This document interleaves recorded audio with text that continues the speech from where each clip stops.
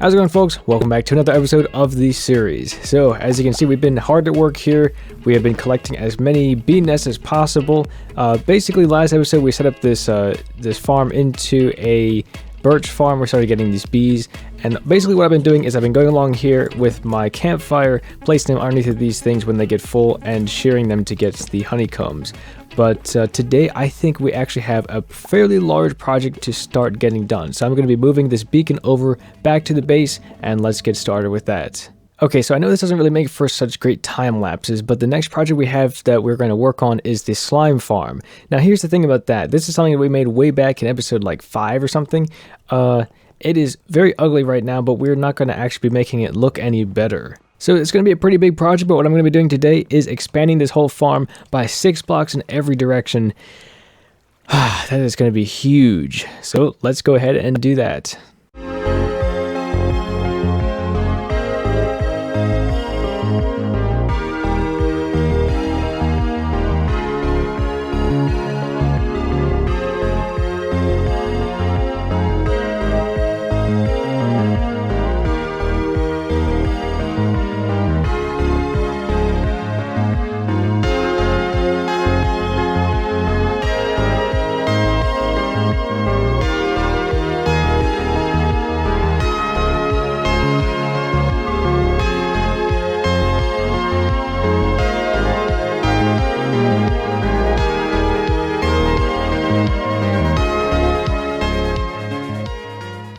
Okay, that is what I would call a lot of work.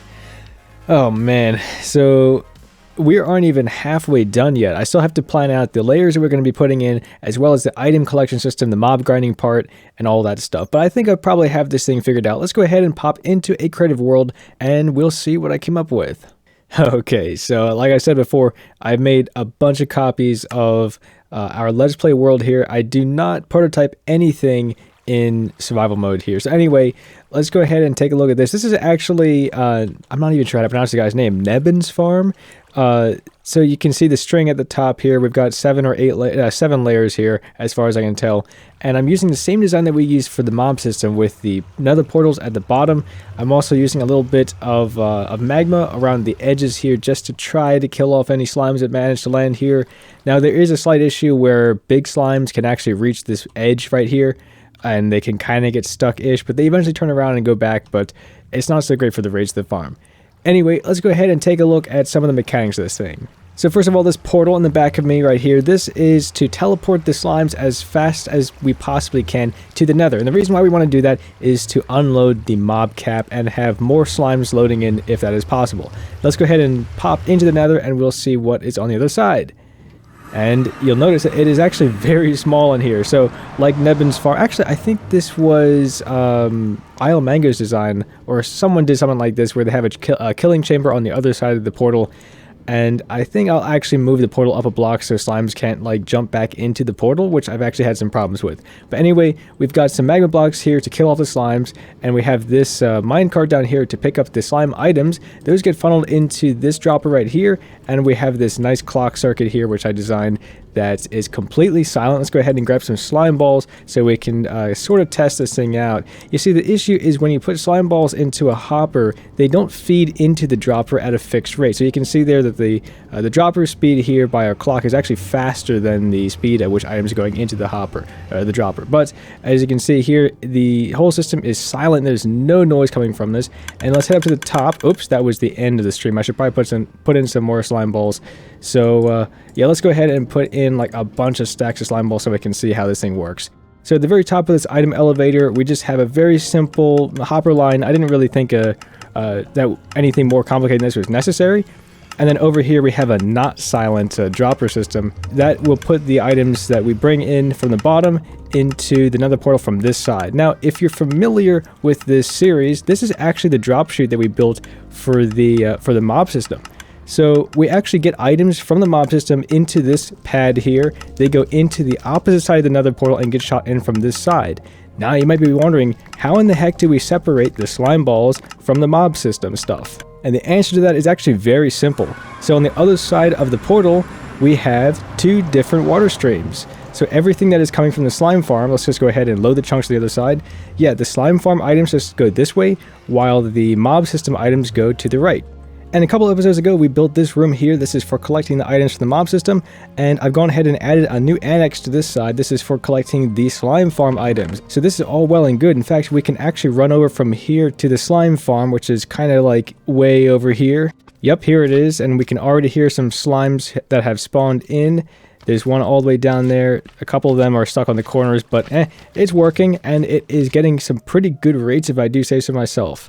Oh, and I forgot to mention, there is one major design problem with this design. As you'll probably notice, there is bedrock here. This is the top bedrock layer, and our nether portal is right in that layer. So we actually have to remove 10 blocks of bedrock, yes, remove I said, in survival mode in order to build this farm. And the reason why we want to do that is so we can get the bottom layer of the farm as low as we can to increase efficiency or something like that.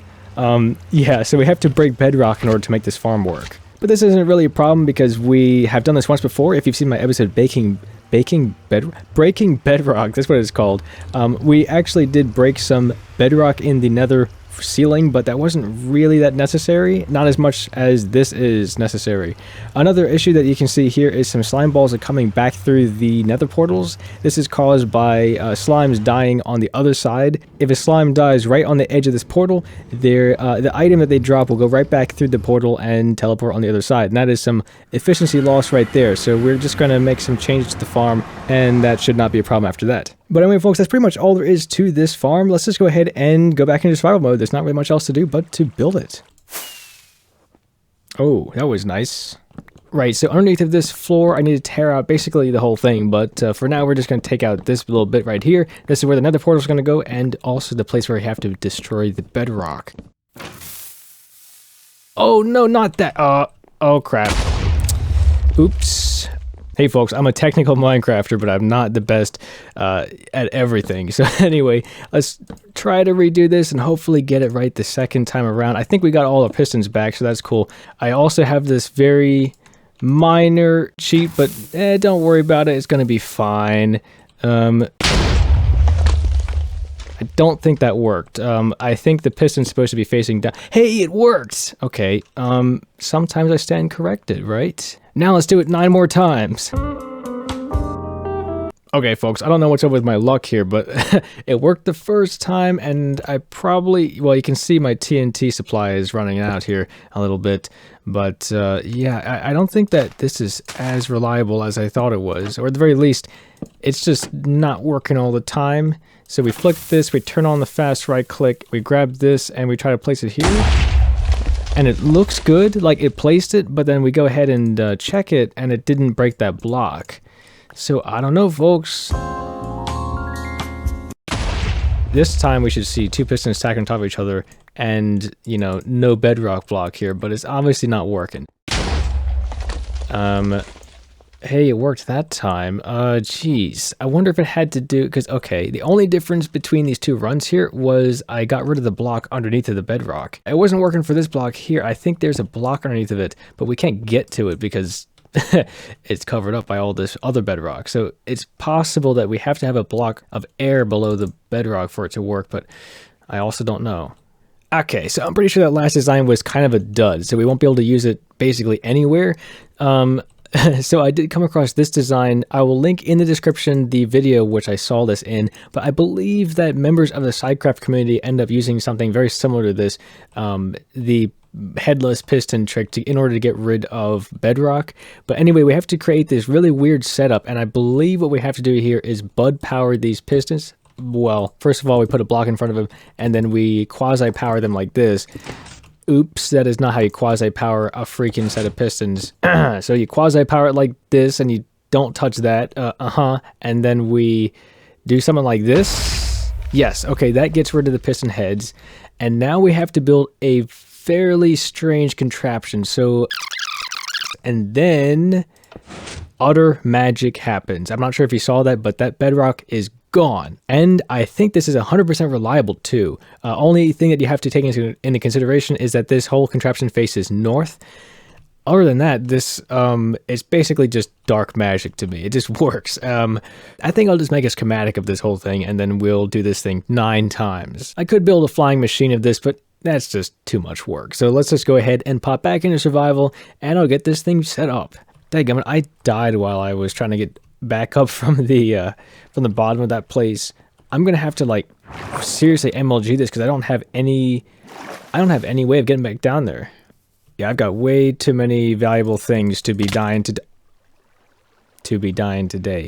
I placed the freaking scaffolding. How is it? Okay, all right. I'm gonna use freaking fast right click this time. See if this works. Okay, that worked that time. Are we gonna get killed by that creeper? Probably. Dadgummit, we have 10. Son of a. Okay, I guess we're still fine there. The beacon's about to run out, but that's okay. We need to stick a landing somewhere. Just need to make it quick. Here's what we'll do. We're gonna hit the wall here and do this. There we go. It worked. Now we can get our stuff back. That's cool. Okay, this is actually my 3rd take doing this. I have no idea what I'm doing, but hopefully I got it right this time. So the bedrock block is there, and when we flick this lever, it's gone. Okay. Ah, man. Okay, so we needed to put 2 regular pistons here, and I just realized that, oh, we have both of them. Excellent. Okay, so I think we have a reliable way of breaking bedrock now. Only problem is we have like 8 more blocks to go, so I have a feeling this is going to be a little bit painful, but let's hop right to it.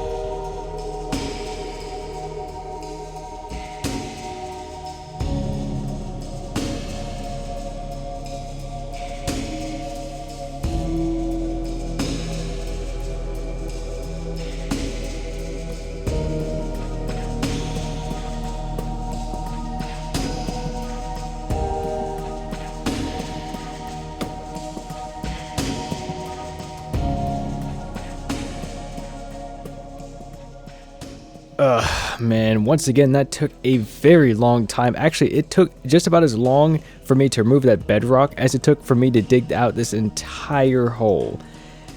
Yeah, that was, that really sucked. I am never making a freaking bedrock remover again. Well, at least not on that kind of scale. Like, I'll probably make a flying machine or something next time I have to remove more than 2 or 3 bedrock blocks. But anyway, actually at the end there, that foolproof design, so-called foolproof design that I was using, actually didn't work. So there was a bedrock block around here that I had to use the old method on, you know, the easy one. And yeah, I was kind of lucky that I was able to remove every single one of the bedrock blocks here. But anyway, I am beat. So I'm not actually going to go ahead and finish this or even move on to anything else today. I think we're pretty much done here for today. But before we wrap up, I just want to talk about the reason why I'm building this whole thing in the first place. Like, why am I revisiting a farm that kind of already worked? Well, the thing is, I need to automate slime balls. So we're already getting a very large amount of slime blocks. In fact, we already have more than I could ever need. But my eventual plan is to make a pretty sick gold farm. Now, magma blocks, I could just very well go ahead and mine those in the nether, but doing it this way with a slime farm is actually way more economical. Anyway, you might be wondering why in the heck I want to build a gold farm, and the reason is beacons. Let's hop up to the surface and I'll show you what I'm talking about. Right, so we got these beacons in our base right now, the only 2 beacons, and they're currently giving us the haste effect and speed, but there's a slight issue with the way beacons work. Alright, so now I'm all the way over here in some random part of the base, and as you can see, the beacon effect is actually wearing off. So ever since we moved the beacon from up here to over there by the slime farm, we are now out of range of the beacon. So we don't get any beacon coverage basically anywhere else in the base. Oh, we should get to fixing this today. We have all the honey blocks now, so we can actually build the rest of this thing. We'll go ahead and fix that right up. Just a block right here, some honey, and we'll cover it up. Now this thing should be fully operational. Oh, that's not fully operational. Hold on a second. Oh, we're missing an observer. Dadgummit. That goes right here. And now this should work. Oh, you gotta be kidding me. Oh my god. Okay, it was missing a couple more blocks here. My bad. Right, so as I was saying, beacons. So yeah, we are actually out of the range of beacon already. So the solution to that problem is just to get a whole lot of beacons. But as you could probably tell, it was very difficult to get that first beacon. A max level beacon takes a lot of iron, and iron is probably the easiest thing to get early on in the game. However, when you get later on like I am, you can probably use gold, and that is cheaper than iron because you can farm it up a little bit easier. Of course, iron you can get from an iron farm, but that's kind of, I'm just more down for doing a gold farm instead, so I can use iron for other more important projects. So it's going to be ugly, but we're going to have a beam here and probably a beam around here somewhere, another one here and here and there and there. Yeah, it's going to look pretty ugly, but it's pretty much the only way to get the haste effect and the speed effect all over this entire base. What? What is this? But anyway, folks, I'm pretty much going to have to cut you short there. We spent a lot of time on this episode, and I'm going to have a lot of footage to sift through. But anyway, folks, I hope you guys enjoyed the episode, and if you have suggestions for future ones, please leave them in the comment section below. But anyway, that's going to be pretty much it for me today. I hope to see you in the next one. Take care. Bye-bye.